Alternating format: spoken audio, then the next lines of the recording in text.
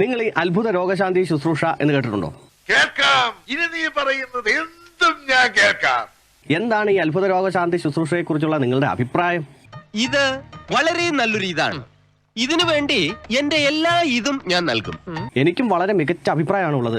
എത്രയോ മാറാരോഗങ്ങൾ മൂലം എത്രയോ ആളുകൾ കഷ്ടപ്പെടുന്നു. എത്രയോ ആവശ്യമില്ലാത്ത മരുന്നുകളും ആവശ്യമില്ലാത്ത ഡോക്ടർമാരും കുറെ ആവശ്യമില്ലാത്ത നഴ്സുമാരും ഇവിടെയുണ്ട്. ഇവരുടെയൊക്കെ ആവശ്യകത എന്താണ്?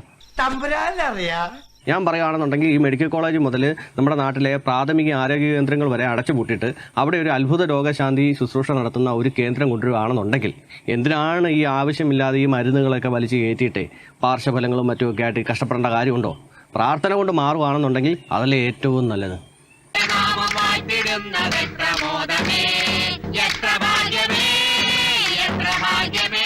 ശരിക്കും പറഞ്ഞാൽ ഈ വിഷയത്തിലുണ്ടല്ലോ കേന്ദ്ര സർക്കാരിനും സംസ്ഥാന സർക്കാരുകൾക്കും നട്ടലിന് ഉറപ്പില്ലെന്ന് വേണമെങ്കിൽ പറയാം.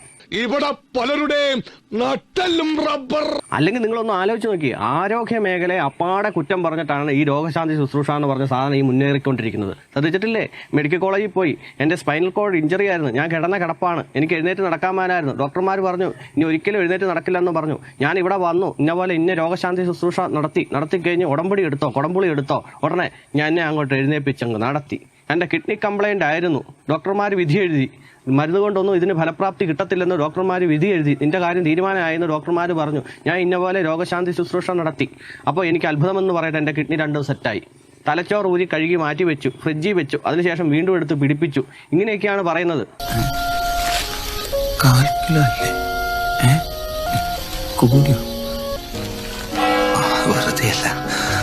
ഇങ്ങനെ ഈ സാക്ഷ്യം പറയുന്നവർ എന്തിന്റെ അടിസ്ഥാനത്തിലാണ്, എന്ത് ശാസ്ത്രീയമായിട്ടുള്ള തെളിവിന്റെ അടിസ്ഥാനത്തിലാണ് ഇങ്ങനെ സംസാരിക്കുന്നതെന്ന് മനസ്സിലാകുന്നതേയില്ല. മെഡിക്കൽ കോളേജ് ഹോസ്പിറ്റലിനെതിരെ വരെയാണ് ഇവരിങ്ങനെ സംസാരിക്കുന്നത്. ഇതൊക്കെ കണ്ടിട്ടും കേട്ടിട്ടും കണ്ണും കെട്ടി വായും മൂടിയിരിക്കുന്ന സർക്കാരിനെയൊക്കെ നട്ടലില്ലാത്ത സർക്കാരെന്നല്ലാതെ മറ്റെന്ത് വിളിക്കാൻ? നട്ടലിന് ഉറപ്പുള്ള ഒരു സർക്കാർ ഇവിടെ ഉണ്ടെങ്കിലുണ്ടല്ലോ, ഇവിടെ ഒരു രോഗശാന്തി ശുശ്രൂഷക്കാരും ഒരു തട്ടിപ്പ് ഇവിടെ നടത്തത്തുമില്ല. സാക്ഷ്യം പറയാണ്ട് ഒരു കുഞ്ഞുങ്ങളെയും കിട്ടത്തില്ല. അതങ്ങനെ ഇവിടെ ഒരു സർക്കാരോ ഒരു രാഷ്ട്രീയ പാർട്ടിയോ ഇതിനെതിരെ പ്രതികരിക്കത്തില്ലല്ലോ. കാരണം അവർക്ക് വോട്ട് ബാങ്കാണല്ലോ മുഖ്യം. കേന്ദ്ര സർക്കാർ തന്നെ കാണിച്ചു കണ്ടില്ലേ, FCRA എന്ന് പറഞ്ഞൊരു ബില്ല് അവതരിപ്പിച്ചു. എന്നിട്ട് അതെടുത്ത് പതുക്കെ നൈസായിട്ട് മൂലക്കോട്ട് മാറ്റി വെച്ചിരിക്കുക. എന്തിനാ അത് മാറ്റി വെച്ചിരിക്കുന്നത്? അതങ്ങോട്ട് പാസ്സാക്കാമല്ലേ? അതങ്ങോട്ട് പാസ്സാക്കിയാൽ തന്നെ ഇവിടെ കുറെ എണ്ണത്തിന്റെ വെടി തീരും. എനിക്കൊരു ഫേസ്ബുക്ക് പേജും ഒരു യൂട്യൂബ് ചാനലും ഉണ്ടെന്ന് പറഞ്ഞുകൊണ്ട് എനിക്ക് എന്ത് തോന്നിയാസവും വിളിച്ചു പറയാൻ പറ്റത്തില്ലല്ലോ. ഞാൻ ഈ ക്യാമറയുടെ മുമ്പിൽ വന്നു നിന്നുകൊണ്ട് ജനങ്ങളെ വഞ്ചിക്കണം, ആ രീതിയിൽ എനിക്ക് കുറച്ച് കാശ് ഉണ്ടാക്കണം എന്നുള്ള രീതിയിൽ കള്ളപ്രചരണങ്ങൾ അഴിച്ചു വിട്ട് കഴിഞ്ഞാൽ എന്നെ പിടിച്ചകത്തിടുവല്ലേ? അതിന് ഇവിടെ നിയമം ഉണ്ടല്ലോ. അതേസമയം ഏതെങ്കിലും അത്ഭുത രോഗശാന്തി നടത്തുന്ന ഒരു കേന്ദ്രത്തിന്റെ പേരിൽ ഞാൻ ഈ ക്യാമറയുടെ മുമ്പിൽ വന്ന് നിന്നുകൊണ്ട് ഇങ്ങനെ പറയാം, എനിക്ക് കിഡ്നിക്ക് അസുഖം ഉണ്ടായിരുന്നു, എനിക്ക് കരളിന് അസുഖം ഉണ്ടായിരുന്നു, ഞാൻ ആശുപത്രികൾ തോറും കയറി ഇറങ്ങി, ഡോക്ടർമാർ വിധി എഴുതി, ഇതിന് ഒരു ചികിത്സയില്ല എന്ന് ഡോക്ടർമാർ വിധി എഴുതി. പെട്ടെന്ന് ഞാൻ ഒരു അത്ഭുത രോഗശാന്തി ശുശ്രൂഷ നടത്തുന്ന ഒരു കേന്ദ്രത്തിലേക്ക് ചെന്നു. അവിടെ ചെന്ന് ഞാൻ ഇന്നപോലെ പ്രാർത്ഥന നടത്തി കഴിഞ്ഞപ്പോൾ എൻ്റെ അസുഖം അങ്ങോട്ട് മാറി എന്ന് പറഞ്ഞുകൊണ്ട് ഞാൻ ഇങ്ങനെ ഒരു പ്രചരണം നടത്തി കഴിഞ്ഞാൽ എനിക്കെതിരെ കേസുമില്ല, ഒരു മണ്ണാങ്കട്ടിയില്ല. ഇത് എവിടുത്തെ ന്യായം? അതേസമയം നട്ടലിന് ഉറപ്പുള്ള ഒരു സർക്കാരാണെന്നുണ്ടെങ്കിൽ ഈ സാക്ഷ്യം പറഞ്ഞവനെ വിളിപ്പിച്ചിട്ട് അതിന് ശാസ്ത്രീയമായിട്ടുള്ള തെളിവുകൾ സമർപ്പിക്കാൻ പറയണം.